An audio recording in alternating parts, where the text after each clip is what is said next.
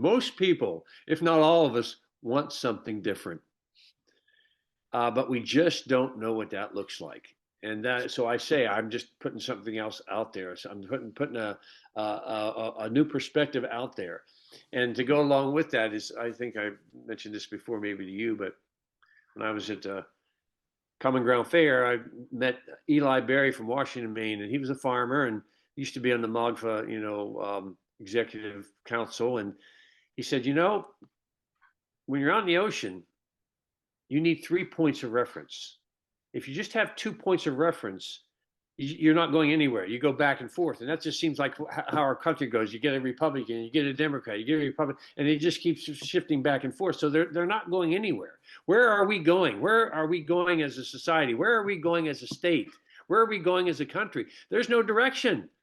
And we talk about the economy. We talk about opiate addiction. We talk about,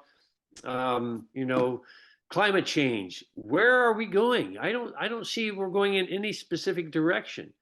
And so you need that third point of reference to be able to find direction. And no point in itself is going to get you anywhere, but you need a third point in there to give us direction. And that's what I believe a third person, a third party, I don't even call it a party, a third perspective can give.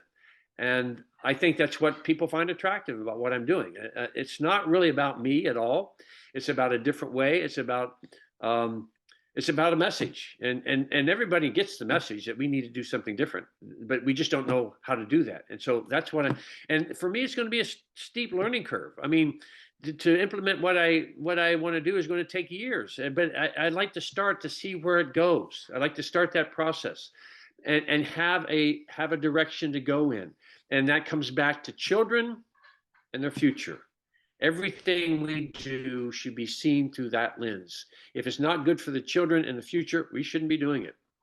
And if change is really going to take place in a society, it has to start with youth. It has to start with the kids. We have to start educating them differently, raising them differently, and showing them a different side.